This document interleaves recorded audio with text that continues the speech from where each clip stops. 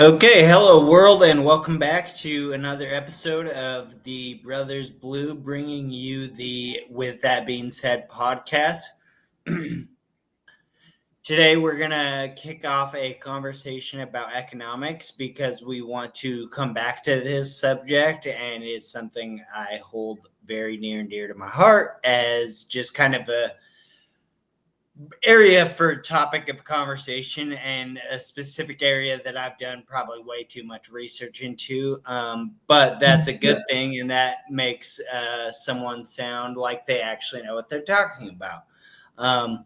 So today we're going to have a conversation that kind of gets the groundwork laid for us talking about economics. So we're going to talk about economic systems. But we're also going to talk about a couple of movies that we've watched maybe recently, but that are definitely topical for the conversation that we want to have. So with that being said, that is Brother Kyle. And that is Brother Cody. And to just sort of go into our credentials or the point that you were making first, off to our own horn. You worked in the finance industry for more than 5 years. You have multiple licenses, and I am less so, but I am certified to teach economics at the high school level, which is pretty cool. And these definitions that we're going to be going over are from my textbook. Right. So to get us started, the definition of economics from my textbook. Hold on, let me bring it up here. And so the funny thing, I'll say this, sorry, real quick, is that economics is kind of this weird thing where, like, there's a lot of math involved, but it also falls under the social studies umbrella. Yeah, entirely, 100%. So, again, according to the textbook, economics is the study of human efforts to satisfy seemingly unlimited and competing wants through the careful use of relatively scarce resources. So previously we were kind of talking about it, and the first point I would make is in the definition it points to wants, and we were talking about how under the umbrella of wants there is generally necessities and commodities, and what is the relationship between those two things. Right. And I like the part where it says seemingly endless or something like that. And so, like, that's the, unlimited and competing wants. And so that's the thing is, like, they are not going to stop and they're always going to be changing. Yeah. That especially the second part, the fact that our wants and needs are constantly changing. So we need to dictate the way things are. We need to gear economic policy to adhere to that. Exactly. And, like, the things that we do and the things that we don't do need to happen accordingly for us to meet the needs of the people. Yeah, exactly. And it's, again, up to us. It's literally our civic responsibility to make sure this happens. That's it. Again, the part about, like, economics that I love the social aspect of economics. And that's why it falls under that umbrella of education, is like it's not studied in ELA classrooms. It's not studying in like a science classroom, really. Economics really is studying in the social studies classroom most often, and it should be. That's where it should be studied. So it wasn't a required class when we went to high school. It now is. Like literally seniors have to take it in order to graduate in the state of Arizona. So I think that's pretty cool. Yeah. And so that's the other thing is, so economics was my major in college for the longest period of time.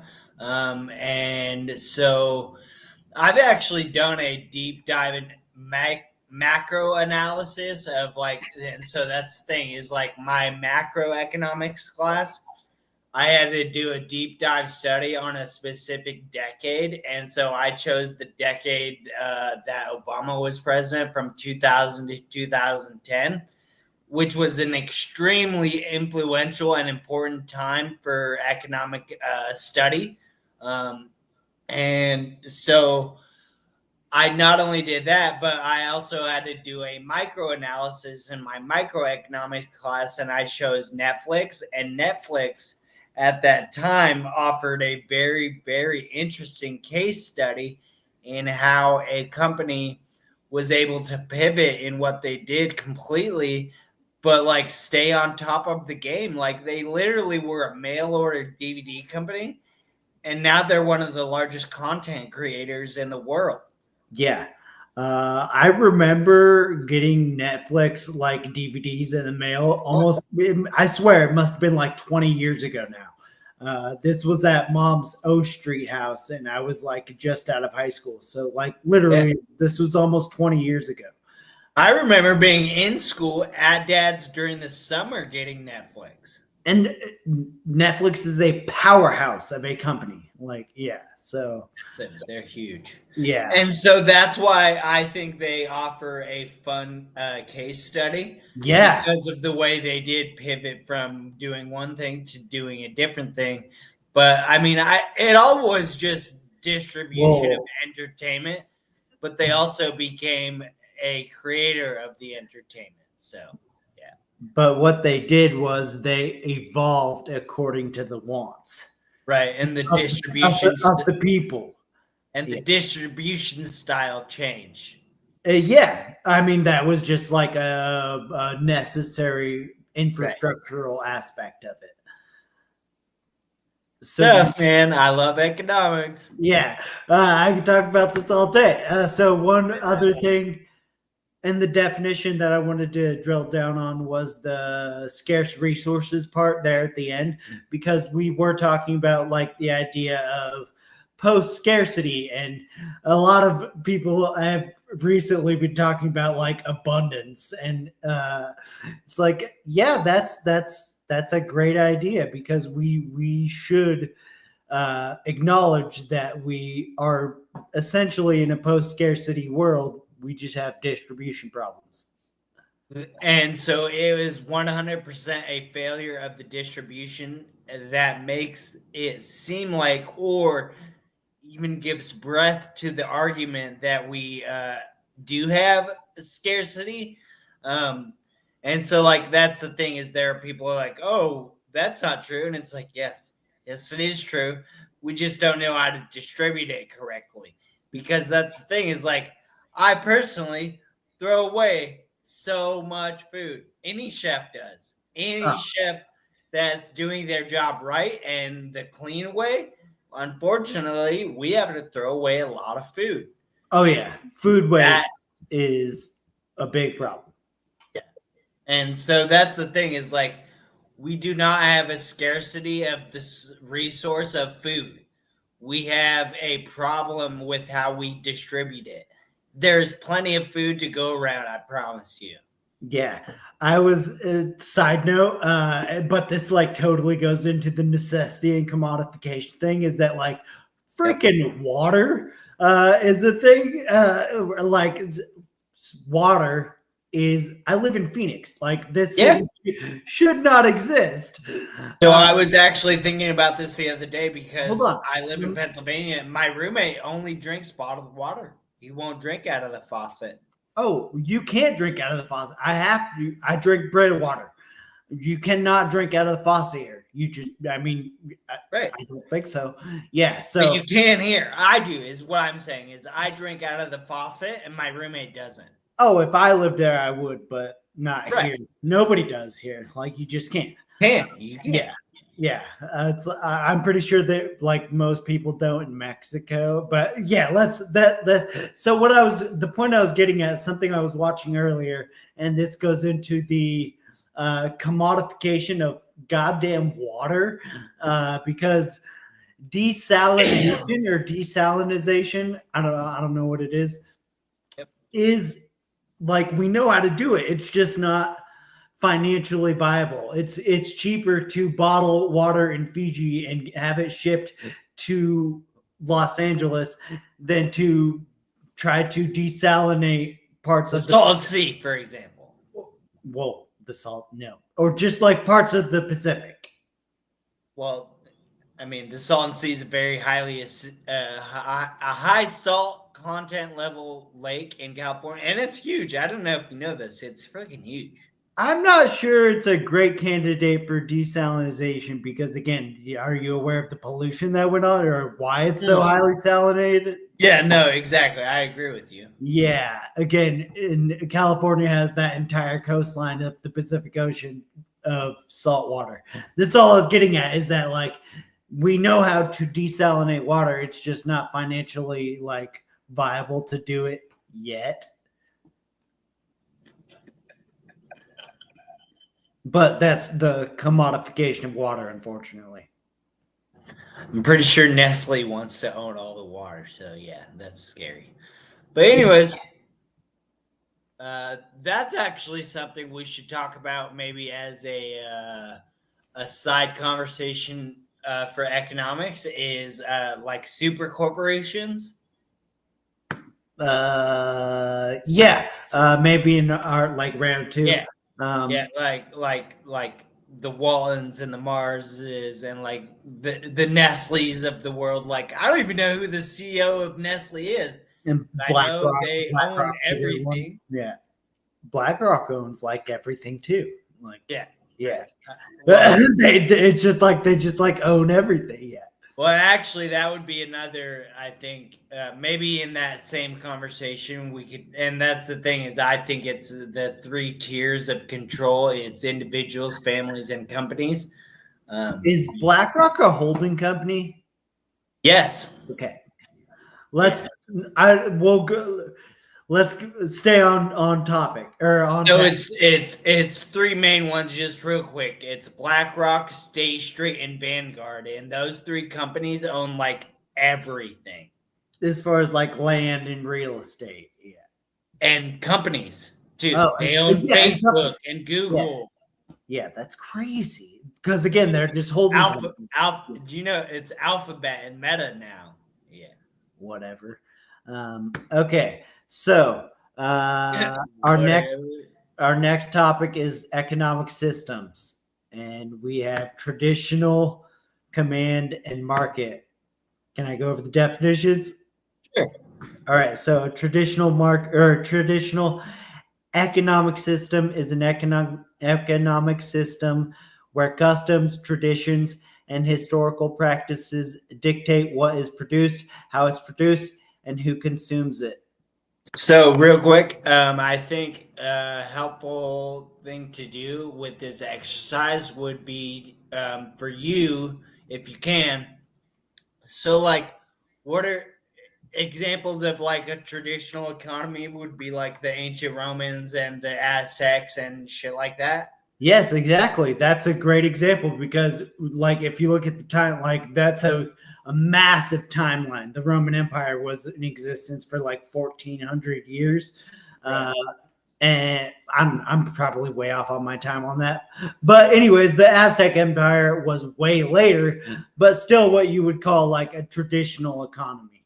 Right. You wouldn't call it commander market. Yeah, because again, there are aspects, we talked about this, aspects of traditional economies that would have markets or command. Because like this is one of the weird things about surplus and agriculture is it allowed humans to prosper in ways that had never seen before. Literally, like the seeds of civilization came from the fact that humans were able to create surplus of agriculture, just tons and tons and tons and tons of wheat, and it's like, oh, we have so much wheat, we'll just stuff it in our pillows. Of surplus agriculture that could sustain populations of thousands of people. And so this is how we get civilization. And I love it because that's literally a command economy. The state is in complete control of that resource in economies. But most traditional economies also have markets where that commodity is or necessity is sold.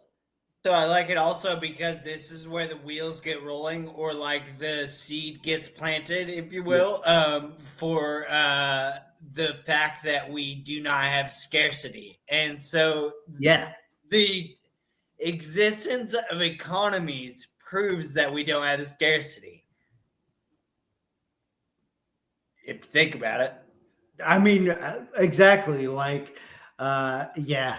Uh, this goes. It starts to make me think Isn't that about. awesome? Well, it makes me. No, yes, that is awesome because, it's like, how do what sort of economics would exist if there wasn't surplus? Oh man, that's even better. Yeah. Yeah.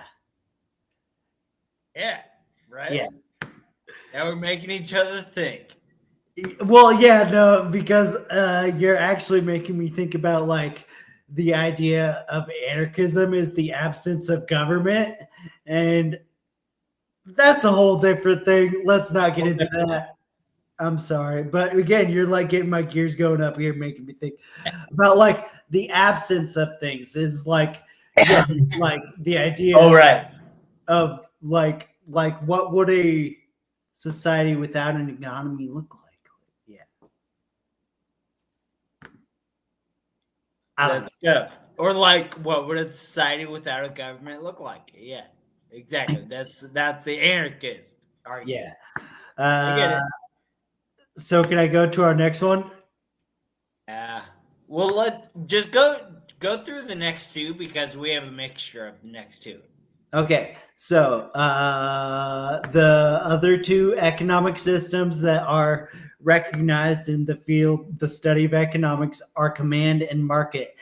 A command economy is an economic system where a central authority, typically the government, controls all aspects of the economy, including production, distribution, and pricing of goods and services. A market economy is an economic system characterized by competition and free trade, where private property and minimal government interference play crucial roles. So, sorry to if this is tangential, but this makes me think of the unfortunate binary situation that we are in, and it comes down to a public choice or a private choice. And so command and market would be the public versus private choice, right? Or you could make that correlation.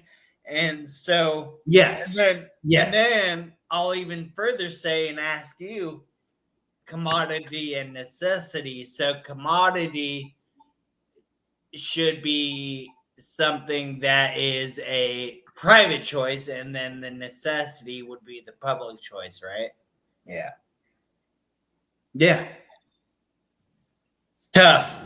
It's No, not that tough. It's not. You literally nailed it on the head. Like that's exactly it, and that is why this goes into what I would go. This is where I want to get like 10 toes down and be like stand on this argument and this is what my thought experiment about markets goes into, and in my opinion is a foolproof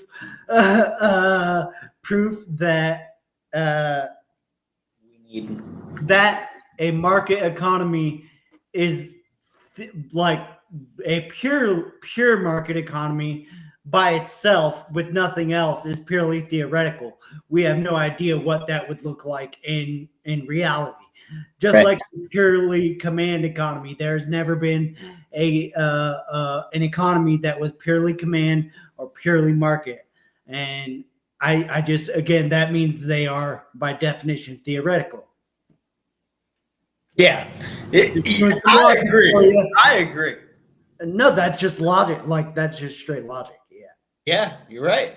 And Yeah, so again, that goes into the idea because when you have a market economy, you have to introduce some kind of regulation. And so the thought experiment that you base it around is currency, and currency, by almost definition, has to be regulated by something, Yeah. right? Exactly. What gives currency value? Regulation. Well, and so this is, I've been doing a lot, and I need to do more research into the Soviet economy because it's there. Like it's for the most part at this point public record. You can look back and like see they had rubles, they had a currency, but they are pointed at as like the definition of a command economy, and it's like, well, I mean, they're I didn't know that. They tried really hard to command pretty much all aspects of the economy, but guess what? There's still a black market, there's still a currency, and there's still aspects of market economies within this purely command economic situation.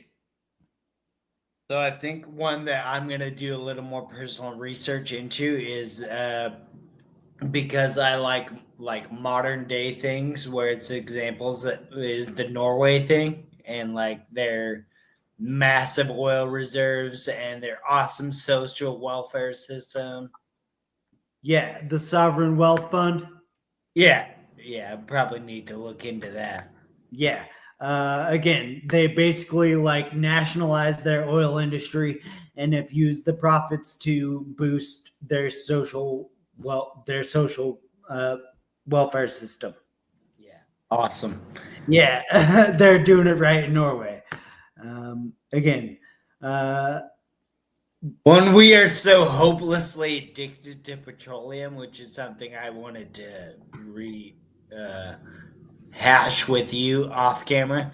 But that is like for Norway, that's like, oh, okay, cool. You know what I mean? Because they have the petrol. Yeah.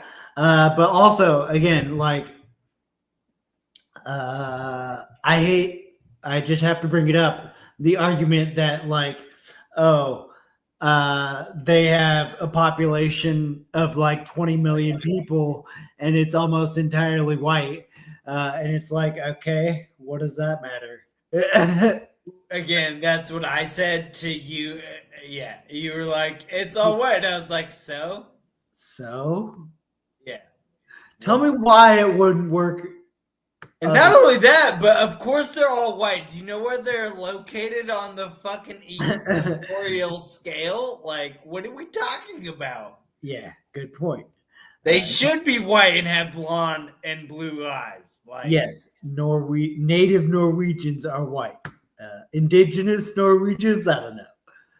Yeah, exactly. Yeah. You wouldn't expect Pocahontas to have blonde hair and blue eyes. I was rewatching Don't Look Up, and the black guy is getting arrested, and he's like, he's like, be careful just because your ancestors migrated north and developed a lighter skin tone. Yeah. Yep. And it's so poignant and on point. Yeah, it's great. So, yeah. Oh, let's just talk about these movies real quick and then we'll end it. Yeah, that's cool. I don't need, again, I've talked about markets a lot. So I don't need to go over the definition of market. Yeah, we'll come back to it too, also, if we want to. So, yeah, like in a future episode. Well, and because again, like the market, in my opinion, is the epitome of the difference between public private that you were talking about before. Is that like the idea of a market provides both? I mean, it should. Yeah, that's what I'm saying. The market should provide both. Yes, exactly. Both public and private options. And the unfortunate part about capitalist systems, going back to the definition of economic systems, is they ultimately set up the sellers in any market situation to have leverage. That's it. Correct. That's all there is to it. I'm sorry, but that's just how every capitalist system works. Yep. You're right. And that sucks. So you actually you brought up Don't Look Up. But The Big Short is probably the best movie ever. Who directed it? Adam McKay? Yeah. Yeah. So it's got Brad Pitt, Steve Carell. Adam McKay does a lot of breaking the fourth wall, like when Ryan Gosling like directly addresses the camera in The Big Short. That breaking the fourth wall is a big Adam McKay thing, and I love it. Oh yeah, word, got it. Yeah, Gosling does it a lot in that movie. He's the narrator. You're right, he is. Yeah. So, anyways, yeah, it's got Gosling, it's got Pitt, it's got Steve Carell. It has Christian Bale. It's just loaded with good actors. Yeah. And it's directed by Adam McKay, who did Don't Look Up, did Step Brothers. He's just like the best director of all time. And so, what I really like about that is it, in my opinion, does like the best, most oversimplified, best version of like explaining what happened in 2008. And I agree. At one point, Margot Robbie is in the bathtub, and she's like, "They try to make it sound complicated, even though it's not." Yeah, and I think the title goes into it very well as well. So because like a short is now something that you understand because of the other movie that we're going to talk about.